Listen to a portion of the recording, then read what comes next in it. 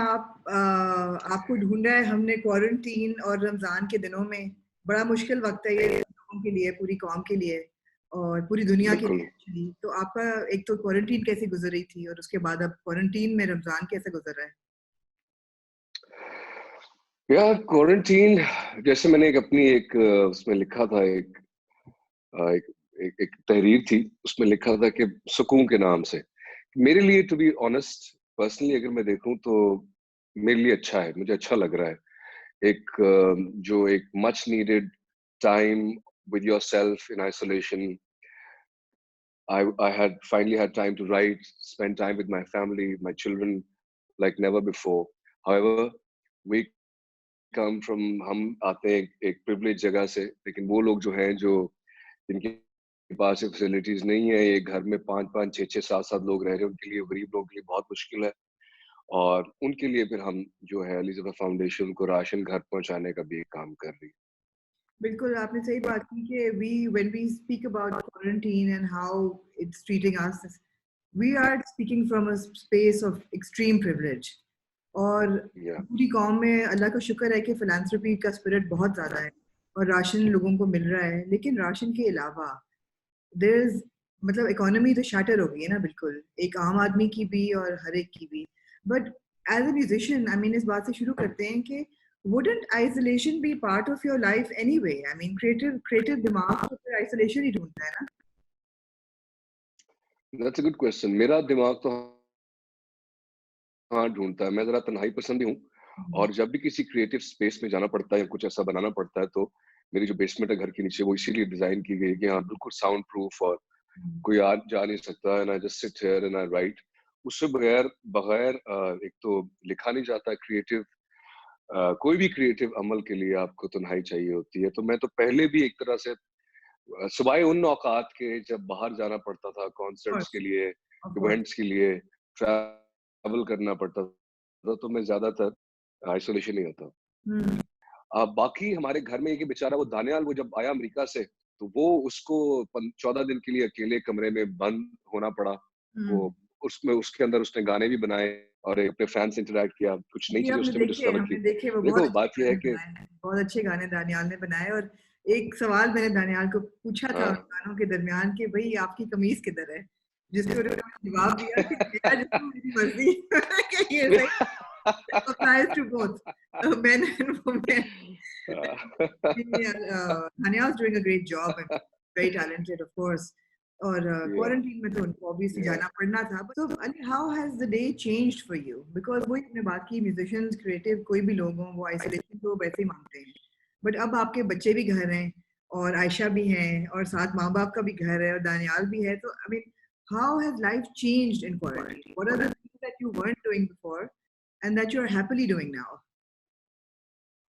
यार एक तो आना-जाना कम हो गया है और सही पूछो तो ये बड़ा अच्छा लग रहा है कि ना कोई ज़्यादा लोग आ रहे हैं, ना हम कहीं जा रहे हैं और एज़ सच कुछ किसी को ज़्यादा मिस भी नहीं कर रहे, बहुत कम शायद फैमिली के कुछ मेंबर्स अब चुनिंदा दोस्त या इनको मिस कर रहे हैं, नहीं तो फंक्शन हो रहा है या किसी की कोई दावत है या पार्टी है या कोई आ रहा है, वो बिल्कुल सुकून हो गया है। आप बैठे हैं बच्चों के साथ क्वालिटी टाइम गुज़ारने को मिल रहा है and there were too many distractions, too many responsibilities जो कि पूरी करनी होती थी।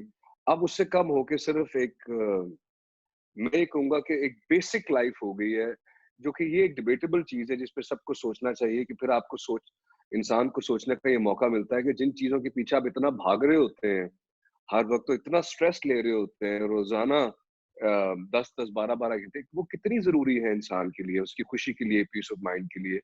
यहाँ पे सिर्फ बेसिक्स ही अगर इंसान को मिल जाएँ, तो वो उसके लिए ज़्यादा हेल्दी है। ऑफ कोर्स लेकिन ये रियलाइज़ेशन बड़ी टेम्परेरी होती है, जैसे ही हम वापस आएँगे नॉर्मल लाइफ़ में वो वापस भाग-दौड़ शुरू हो जाएगी। मगर ये बताएँ हुँ। कि बड़ा पढ़ने में आ रहा है कि जो मैरिड कपल्स हैं, उनकी लड़ाइयाँ बढ़ गई हैं आफ्टर द क्वारंटीन। तो आप और आयशा कितना लड़ रहे हैं? सच बोलना। मैं बिल्कुल सच बोल रहा हूँ, मैं तो कल ही अपनी अम्मी से बात कर रहा था कि अल्लाह तेरा शुक्र है कि मेरी आयशा जैसी एक लड़की से शादी हुई है, जो हमारा बड़ा ही जितना ज़्यादा हम टाइम गुज़ारे, हमारा उल्टा है। इतना ज़्यादा प्यार बढ़ा क्योंकि हम मेरे ख्याल है मुझे आयशा से दोनों अलग की पूछना पर्सनैलिटीज़ ऐसी हैं कि हम बिल्कुल तो आप पूछ सकती हो अलग से। जितना ज़्यादा हमारी पर्सनैलिटीज़ है, एक तो हम क्लैश में बिलीव नहीं करते, we both understand each other, we both need our space and we give each other that space. और बड़ा एक अच्छा गाना कि it's totally chilled out sort of a hmm. Zone. अच्छा, कमिंग टू वर्क अली, अब ऑब्वियसली बहुत लोगों का काम का बहुत हर्ज हुआ है, स्पेशली जो लोग टूर कर रहे थे, म्यूजिशियंस, कॉन्सर्ट्स हो रहे थे, और बहुत बड़ा नुकसान हुआ है फिल्म मेकर्स का। जैसे कि आपको पता ही है पे 2 फिल्म्स रिलीज होनी थी एटलीस्ट, और उसके बाद भी शूटिंग रुक गई है, सारा काम रुक गया है। What do you feel about digital releases? बहुत लोग कह रहे हैं कि जी, जिस तरह फॉर एग्जांपल टिच बटन और मौला जट 2 फिल्में बनी हैं जो छोटी ईद पे आनी थी। You released a film on a non-Eid date and it did very well. Thief and hmm, Trouble did very well. Hmm, So how would you see हुँ। अगर ये फिल्में अगर हम digitally release करें, is that a good idea or no? देखो यार मेरी जो फ़ोरसाइट है, प्रेडिक्शन है वो ये है कि सिनेमा के तो अभी हालात ठीक नहीं होने वाले। इसकी वजह ये सबसे पहले हिट करता है क होती है एंटरटेनमेंट इंडस्ट्री और लास्ट प्रायोरिटी में आती है। वैसे भी एंटरटेनमेंट पहले इंसान का सर्वाइवल होता है, फिर खाना-पीना, फिर एंटरटेनमेंट इंसान की ज़िंदगी में आता है। दूसरा ये पहले ही ये नंबर्स हैं, फैक्ट्स हैं, मेरा ओपिनियन नहीं है कि जब से इंडियन फ़िल्में आनी बंद हुई तो हमारा सिनेमा का बिज़नेस कट होके Hmm. 40% पे आ गया था। 60% लॉस में सिनेमाज़ आने शुरू हो गए थे और लास्ट जो डिस्कशन थी वो ये कि वो लोग स्ट्रगल कर रहे थे कि हम किस तरह अपने स्क्रीन्स ऑन रखें और स्क्रीन्स बंद होना शुरू हो Hmm. गई थी एक बार फिर से। थे ईदों पे और समर ब्लॉकबस्टर्स पे। Hmm. समर ब्लॉकबस्टर्स आपकी चली गई अगले साल जो हॉलीवुड की हैं। बिल्कुल। हमारी जो बड़ी फ़िल्में हैं, जैसे कि आपने ज़िक्र किया, उन पे भी डिपेंड कर रहे थे। अब ज़ाहिर है वो भी आगे चलेगी जब तक सिनेमाज़ नहीं खुलेंगे। Hmm. लेकिन बात ये है कि इंडस्ट्री तो खाली ईद रिलीज़ेज़ से या ईद के मौके पे या हॉलीवुड के समर ब्लॉकबस्टर से पूरा साल तो सिनेमाज़ नहीं चल सकते। नहीं। सिनेमाज़ को तो फ्यूल चाहिए होता है लोगों के जाने के लिए कि हर हफ्ते एक बड़ी फ़िल्म आ रही हो या हर दूसरे हफ्ते एक बड़ी फ़िल्म जिससे लोगों का जाने का कल्चर डेवलप होता है। Hmm. तो जब सिनेमाज़ प्रॉफ़िट नहीं कर रहे, लॉस में है, तो उनको दोबारा खोलने का इंसेंटिव क्या होगा? Hmm. फिर जब वो खुलेंगे, तो उनमें किस तरह से एसओपीज़ वो होंगी, लगाई जाएँगी कि लोग आपस में ना बैठे, इतना ना बैठे क्योंकि कोरोना मेरे ख़्याल में 1 साल तो कहीं नहीं गया कि नहीं। इसका वैक्सीन आना और फिर उसका लोगों के वो सारा चीज़। व्हिच मीन्स कि सब चीज़ें अगले समर पे जाएँगी, शिफ्ट होंगी। मीनव्हाइल बिल्कुल मेरा ख़्याल है कि इनको देखना चाहिए, हर किसी का अपना एक वो होता है। लेकिन अगर क्योंकि वो एक बनी मुझे मैं समझ सकता हूँ ये pain being a film maker producer कि आपकी अगर फ़िल्म बनी है और आप कितना चाह रहे होते हैं कि यार ये रिलीज़ हो और लोग इसको देखें, तो वो Hmm. अब हर किसी पे डिपेंड करता है कि वो उसको कितना और मज़ीद रख सकता है क्योंकि कई दफ़ा मौज़ू पुराने हो जाते हैं या लोग उससे स्टेल हो जाते हैं। तो वो लेकिन मेरा ख़्याल है कि डिजिटल रिलीज़ अगर अच्छी मिलती है तो वो कंसिडर करनी चाहिए बिकॉज़ इस वक़्त सब लोग डिजिटल कंटेंट की तरफ, प्लेटफ़ॉर्म्स की तरफ देख रहे हैं। बिल्कुल। लेकिन वो बेहतर समझते हैं उनकी अपनी बिज़नेस से ज़्यादा बेहतर। जी। हाँ, so you were working on another film after Tifa, तो उसकी क्या हुँ। प्रोग्रेस है और क्या किस स्टेज पे है वो?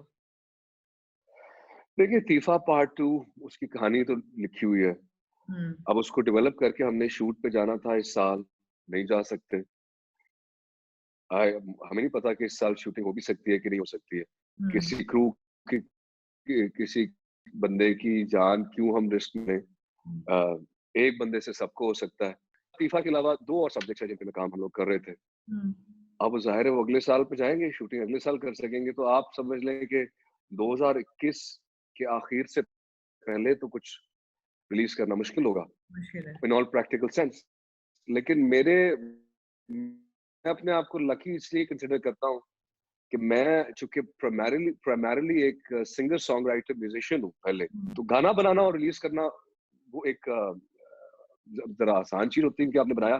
सिर्फ़ ये चीज़ कि मैं बड़ी म्यूज़िक वीडियोज़ जो मैंने प्लान की हुई थी अपनी हुस्न एल्बम की, Hmm. एक बड़ी एपिक एक वीडियो रिलीज़ की थी क्योंकि वो एल्बम में ऐसी है और सारा, वो मैं शूट नहीं कर सकूँगा। वो जो है हमें किसी तरह छोटे फॉर्मेट पे या घर में रह के करनी होगी। Hmm. But the content should keep coming. Right. This is good time for content to keep coming. And success इसी में होती है किसी भी क्रिएटिव इंसान की, कि वो अपने आप को किस तरह मोल्ड करता रहता है डिफरेंट फॉर्मेट्स के अंदर, एंड नॉट बिल्कुल। Restrict your creativity to a certain given format. किसी ने कहा ना कि मूवमेंट जो है वो हो गई है रिस्ट्रेन, लेकिन थॉट प्रोसेस तो नहीं हुआ। तो यही वक्त है कि ज्यादा सोचें और ज्यादा क्रिएटिव काम करें और उसकी तरफ जाएं। बिल्कुल। You have a long association with Bollywood as well, and you made a couple of films there, और आपकी अच्छी दोस्तियां भी वहाँ हैं। ये जो रिस्ट्रेन हो गई हैं फिल्में बॉलीवुड की, अब बैन किया है कि पाकिस्तान नहीं आ सकती, और कुछ लोग जो ऑनलाइन भी डिजिटली भी जो प्रोग्रामिंग कर रहे थे ऑन इंस्टाग्राम, उनको भी फिल्म प्रोड्यूसर्स ऑफ इंडिया वालों ने नोटिफिकेशन भेजी कि ये नहीं करें। तो what is the general sentiment in the film industry, because I know you have friends there?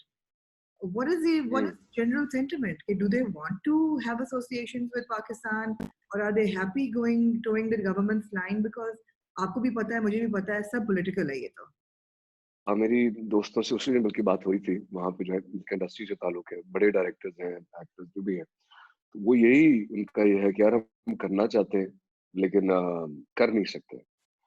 कई जो ज़ाहिर आपके ज़्यादा करीबी दोस्त बन जाते हैं, जिनका ताल्लुक आपसे फ़िल्मों के अलावा बियॉन्ड भी एक ह्यूमन कनेक्शन बन जाता है, और उनको आपको आपकी सलाहियत का पता होता है, या आपके साथ काम के हाँ होते हैं, हम्म। वो ज़्यादा उनका होता है कि यार है, करना चाह रहे हैं लेकिन कब किस तरह वो एक वो चीज़ दैट्स इन द एयर। तो दोनों ही चीज़ें हैं ना, कुछ लोग हमेशा हर सोसाइटी के सेक्शन में ऐसे लोग होते हैं, वो are always for and against something. मेरा हमेशा ओपिनियन रहा हुआ है कि you have to strike a balance with everything. I've always advocated that किसी भी मुल्क या मुआशरे का एक छोटा परसेंटेज जो कि एक एक्सट्रीमिस्ट माइंडसेट रखता है, वो पूरे मुल्क को और सारे उसके लोगों को रिप्रेजेंट नहीं करता, चाहे वो एक पॉलिटिकल पार्टी हो, गवर्नमेंट का एक हिस्सा हो या अदरवाइज। हमारा ये एक रुझान रहता है इस चीज की तरफ कि we tend to paint everybody with the same brush. ऐसा नहीं होता, बुरे इंसान हर जगह लिबरल होते हैं, एमेंसिपेटेड होते हैं, कई थोड़े से उनका नजरिया डिफरेंट होता है। इसी का नाम दुनिया है, और दुनिया कब से ऐसे ही चलती आ रही है। बिल्कुल सही है। ऐसा ही मैं भी महसूस करती हूँ कि एलिमेंट्स ऐसे होते हैं, रोग एलिमेंट्स, जो कि रुकना चाहते हैं क्रॉस बॉर्डर एक्टिविटी और कल्चरल एक्टिविटी, लेकिन कम है ऐसे लोग, and it's more less political. Politics of course हमारे यहाँ भी काफी चलती है इस this side of the border. And मेरी सॉरी टू कट यू, उस दिन बीबीसी हिंदी के साथ डिस्कशन चल रही थी, उनका इंटरव्यू था ऑनलाइन, उसमें मैंने यही कहा कि देखें, एक होता है जैसे मैं बार बार कहता हूँ, एक होता है ओपिनियन कि मेरे ख्याल में सुलह होनी चाहिए, या मेरे ख्याल में नहीं, कभी नहीं एक दूसरे को। एक होते हैं facts which are based on economic indicators, research, उन चीजों पर अगर आप उनको देखें सिर्फ, तो ये एक फैक्ट है कि इंडिया और पाकिस्तान के रिलेशनशिप ठीक होने की वजह से, उनमें दोस्ती होने की वजह से, अमन होने की वजह से, करोड़ों लोग जो यहाँ पे below the line of poverty रह रहे हैं यहाँ पे और हिंदुस्तान में, उनकी जिंदगियां डायरेक्टली अफेक्ट होंगी for the good, for the positive. और वो बात करते हैं जिस तरह वहां से निकाल के ऊपर लेके आना है, वो ऊपर लेके आना सिर्फ आप, जाहिर है आपकी इकोनॉमी बेहतर होती है, वेल्थ डिस्ट्रीब्यूशन होती है, तो वो ऊपर आ जाते हैं। लेकिन जब आपके ज्यादातर रिसोर्सेज कॉन्फ्लिक्ट में लग रहे हो, बजाय कि ह्यूमन डेवलपमेंट में, एजुकेशन में, हेल्थ में, तो आप वो कैसे करेंगे? उस दिन हमारी जूम पे एक डिस्कशन थी, राशिद राणा ने कंडक्ट किया था एक, और उसमें सारे कई आर्टिस्ट और इंटेलेक्चुअल्स में आए हुए थे, और यही सवाल हुआ था कि क्या इस कोरोना से आप क्या देखते हैं कि हमें क्या हासिल करना चाहिए? मैंने कहा मेरे ख्याल में बड़ी यूटोपियन सोच है, लेकिन the biggest take away from all of this would be that global leaders understand कि यार कितना जरूरी है कि वो लोग एक साथ आए और सोचे कि यार अगर हमने इस सारे अपने मसलों से बाहर निकला है, स्पेशली अगर थर्ड वर्ल्ड को हेल्प करना है, तो आप हम सबको अपने रिसोर्सेज जो हैं वो हेल्थ केयर, ह्यूमन डेवलपमेंट और एजुकेशन पे लगाने चाहिए, ना कि न्यूक्लियर आर्सेनल्स और वेपनरी ये वो सारी चीजों में, ऑफ कोर्स डिफेंस लेकिन वो बजट ये बात है ना कि दिल के खुश रखने को गालिब ये हमारे तो ख्याल बहुत ही अच्छा है। हाई हैं डिफेंस बजट्स, बिल्कुल। हम्म। तो वो ठीक है, हमें रिक्वायर्ड भी है, वो हम जाहिर है वो बेहतर जानते हैं जो हमें डिफेंड कर, उनको उनकी एक मुल्क भी बचाना है, लेकिन but what I am saying is के बचाना होता है एनिमी से। अगर वो दोस्त बन जाए तो फिर फोकस कहीं और चला जाता है, और आई थिंक यही पाकिस्तान की गवर्नमेंट भी चाह रही है कि यार अमन होना चाहिए, सुलह होनी चाहिए। जी। सही बात है, सही बात है, लेकिन जरा मुश्किल ही लगता है under the current government and in the current Indian government, and अल्लाह करे आगे बेहतर वक्त में। So Ali, when we're talking about people who live under the poverty line and people who are privileged or who are helping, आपका Ali Zafar foundation है, यहीं से बात शुरू हुई थी। आप बताएं अली जफर फाउंडेशन का जो अमला है उसके नीचे क्या क्या काम हो रहा है? इस वक्त तो बड़ा सिंपल और फोकस्ड जो हमारा काम है वो ये है कि जो डेली वेजेस हैं, जिनको जिनकी रोजी रोटी जाहिर है घर में बैठने की वजह से चली गई है, बेसिक मील्स नहीं, उनके पास खाने के लिए बेसिक चीजें नहीं है, और यही मैं चीज बार बार इसी चीज को ही एडवोकेट करता हूँ कि हम अपने प्लेस ऑफ प्रिविलेज में रह के बहुत सी चीजों को टेकन फॉर ग्रांटेड लेते हैं। हमें उन लोगों का सोचना बहुत जरूरी है जिनके पास ये बातें करने को या कहने को नहीं है। तो हमारी फाउंडेशन जो है वो उसका सिंपल इस वक्त एग्जाम है कि घर घर जाके उन फैमिलीज को खाना पहुंचाएं, उनका राशन पहुंचाएं। अभी तक हम करीबन 2500 फैमिलीज को उनके घर पे जाके राशन पहुंचा चुके हैं। हमारा टारगेट है कि कम से कम 5000 फैमिलीज को जो देना है। मैं अपनी लोग मुझसे पूछते हैं कि जी आपने खुद उसमें क्या किया, तो मैंने अपनी तरफ से 700 फैमिलीज के जिम्मा अपने ऊपर डाला है कि वो होगा जो मैं कर चुका हूँ। तो मैं सबसे ये कहूंगा कि आप लोग भी डोनेट करें। हमारे पास एक एक चीज उसका डेटा रिकॉर्ड है कि किस किस घर में किस किस शख्स को वो राशन दिया गया, किस किस इलाके में। तो वो अपनी वो जिस जगह पे उसे पहुंचना चाहिए वहीं पहुंचना चाहिए। मैं आपके प्रोग्राम की वसातत से जो आपके व्यूअर्स हैं, क्योंकि पढ़े लिखे अच्छे मुखलिस व्यूअर्स हैं, उनसे जी, ये हम भी उम्मीद रखते हैं कि रिक्वेस्ट कम करना से कम चाहूंगा। पढ़े लिखे और मुखलिस व्यूअर्स हैं। हाँ, उम्मीद रखना चाहूंगा। मेरा जो छोटा सा एक तजर्बा ही एक्सपीरियंस गुजरा है शोबिज में, मीडिया में, फैशन में, एंटरटेनमेंट इंडस्ट्री में, हमारा अक्सर जो वक्त है, टाइम है, वो सेल्फ इंडल्जेंस में और अपने बारे में सोचने में लगता है, अपनी ईगोस को केटर करने और पैम्पर करने और सेटिस्फाई करने में लगता है। बहुत एनर्जी इस पे लगती है कि कहीं वो तो नहीं बाजी ले गया, मेरी लॉन उससे बड़ी हो, या मेरी फिल्म उससे बड़ी हो, या मेरा गाना ये हो वो। आखिर में देखें, अब ये जो वक्त चल रहा है सब के लिए एक तरह से बराबर इस तरह है कि वायरस किसी को भी हो सकता है। इसी तरह ये थोड़ी सीरियस हैवी बात है लेकिन समझनी जरूरी है कि डेथ भी इसी तरह है, वो हम सब पे आनी है। व्हाट रियली मैटर्स इज कि हम दूसरों के लिए क्या छोड़ के जाते हैं, क्या ऐसा करके जाते हैं जो हमसे बियॉन्ड है। जो हमने तो चले जाना है, एक दिन एक कोई फन्ने खान होता है, सबसे बड़ा वो नंबर 1 पे होता है, दूसरे दिन कोई और आ जाता है, फिर तीसरा आ जाता है। तो और छोड़ के जाने से मेरा मतलब ये है कि हम कोई ऐसे इंफ्रास्ट्रक्चर छोटे छोटे क्रिएट कर जाएं जो सेल्फ सस्टेनिंग हो, लोगों की मदद कर सके। मैं अपनी जो, क्योंकि मेरी फील्ड मौसीकी से रिलेटेड है, म्यूजिक से रिलेटेड है, मैं अब ये करना चाह रहा हूँ कि जिस तरह नाइटिंगेल में स्टार्ट किया था कि नए टैलेंट को हमने प्रमोट करना था, क्या यार आगे आने वाला टैलेंट क्या है। क्योंकि ये कोरोना हो गया तो हम उनकी वीडियोस और गाने उस तरह शूट नहीं कर पा रहे।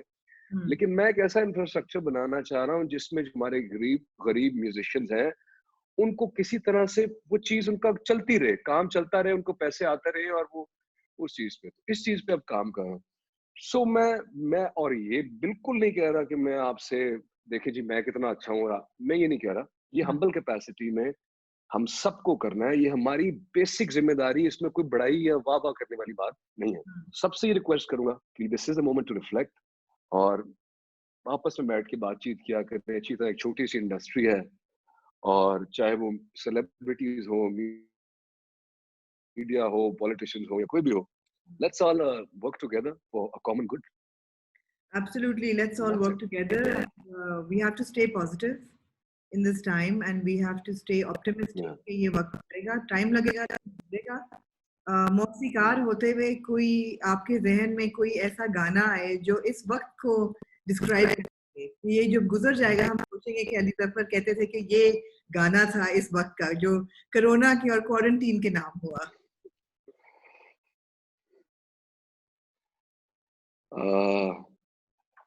गाना मैंने उस दिन एक लिखा लिखा था अ, इसी इसी थॉट से नहीं, नहीं, हमें हमें हमें ना मजबूर तुम गाना गलत चाहिए। मशहूर गाना चाहिए अच्छा। मशहूर गाना तो क्वारंटीन के हवाले से जो मैंने वो कोको कोरोना एक गाया था। क्या आप वो वो सुनना चाहते हैं? वो नहीं मुझे बता दें वो सुनना चाहती हैं क्या एग्ज़ैक्टली क्या सुनना चाहती हैं ताकि मैं नहीं, वही मैं तो सुना दूँ? सोचती हूँ कि जैसे जैसे हम ऐसे होता है ना कि कई शादियों पे कोई गाने हिट होते हैं, तो कोरोना के हाँ, दौर में ऐसा कौन-सा गाना है जो आप when you look back on this time आप कहेंगे कि यार हाँ। ये गाना मैं सुना करता था क्वारंटीन के या कोरोना के दिनों में? सुना करता था। हुँ, मैं यार आजकल तो दिन-रात अपनी एल्बम के अपने ही गाने सुनने पड़ रहे हैं क्योंकि वो मिक्स कर रहा हूँ मैं, so I am mixing the album तो उन्हीं को सुनता हूँ। लेकिन उसके अलावा टू बी ऑनेस्ट मैं इतना ज़्यादा म्यूज़िक नहीं सुन रहा, कुछ नए हमारे जो टैलेंटेड यंगस्टर्स हैं, उनकी कुछ चीज़ें आती रहती हैं, उनको मैं शेयर करता रहता हूँ और सुनता रहता हूँ। मुझे बड़ा एक्साइट करता है कि जब कोई नए लोग नई-नई तरह का काम कर रहे होते हैं। तो आई एम श्योर कि आप भी वो देख रही होती होंगी या सुन रही होती होंगी। जी, मैं कोशिश लेकिन आपके वो मुश्किल सवाल कहाँ हैं जो शुरू से आपने मुझे इतना डराया था कि देखना मैं तुमसे कैसे-कैसे सवाल करती हूँ। ये वक़्त इतना मुश्किल है, मैंने कहा सवाल आसान होने जब वक़्त मुझे आसान हो अच्छा जाएगा तो सवाल मुश्किल हो जाएँगे। मुझे आप चलिए मैं आपसे एक सवाल करता हूँ, जी, जाते-जाते। आपके भी फॉलोअर्स हैं और आपकी भी एक इनसाइट है चीज़ों के बारे में जिसको लोग सुनते हैं। जी। आपके ख़्याल में अगर कोई एक मशवरा आप हमारी इंडस्ट्री को दें जिसमें मैं fashion, film, TV, drama, social media के जो भी हैं, सबको देता हूँ, तो वो एक मशवरा क्या होगा? मेरे ख़्याल है वो मेरे हिसाब से क्योंकि I am a journalist and a critic, तो मेरा ये हुँ, मशवरा होगा कि क्रिटिसिज़्म को और लोगों की आवाज़ को सीरियसली लें। उसको ब्लॉक ना हुँ, करें और उसको छोटा ना करें। अगर कोई आपको कुछ हुँ, कह रहा है, तो शायद किसी अच्छी नीयत से कह रहा हो। उसको सुनें और फ़िल्टर करें, शायद आपका कोई फ़ायदा हो जाए। और लर्निंग जो है बिल्कुल। वो कभी ख़त्म नहीं होती। कोई इंसान जब तक साँस ले रहा है, उस वक़्त तक सीख रहा है। तो ऐसा कोई भी नहीं है जिसकी लर्निंग कंप्लीट है। बस ये मेरा आपके ख़्याल में जब किसी फ़नकार को कहा जाता है कि यार तुम्हारा ये गाना अच्छा नहीं था, ये फ़िल्म अच्छी नहीं थी, इसको यूँ नहीं हो रहा, तो वो एकदम से भड़क क्यों उठते हैं कि नहीं मेरा तो ये तो क्रिटिक्स तो ऐसे जी, ऐसा क्यों क्योंकि होता है? अली आप तीली लगा रहे हैं लेकिन इसलिए इसलिए कि फ़नकार से बड़ी आजकल फ़नकार की ईगो होती है। आजकल नहीं मेरे ख़्याल है हमेशा से ही। लेकिन हाँ, तरक्की मेरे ख़्याल है वही इंसान करता है जो कि सुनता है। बिल्कुल। जो कि सेल्फ मेरे ख़्याल में तो बल्कि इंसान को सेल्फ क्रिटिक भी होना चाहिए और मैं तो सबको यही कहता हूँ कि देखो यार जो तुम्हें पता है, वो तो हुँ, तुम्हें पता ही है। बिल्कुल।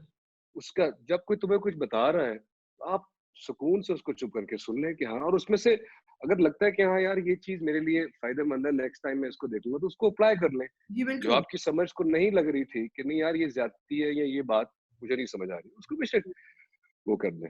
एब्सोल्युटली। बट आप स और अपनी-अपनी अना को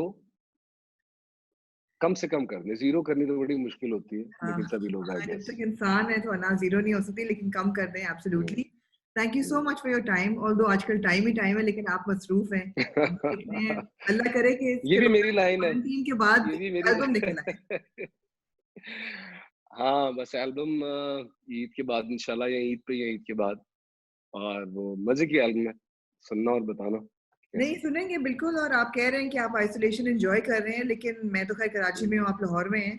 लेकिन इन लाहौर बंदा आए और अली ज़फ़र के यहाँ एक अदद गिटार सेशन ना हो, जिस पे गाने चलें, तो वो कुछ इनकम्प्लीट सा ट्रिप होगा, तो अल्लाह करेगा वो वक़्त वापस आएँगे। और thank you so much for your time. इंशाल्लाह। Thank you Amna. Take care.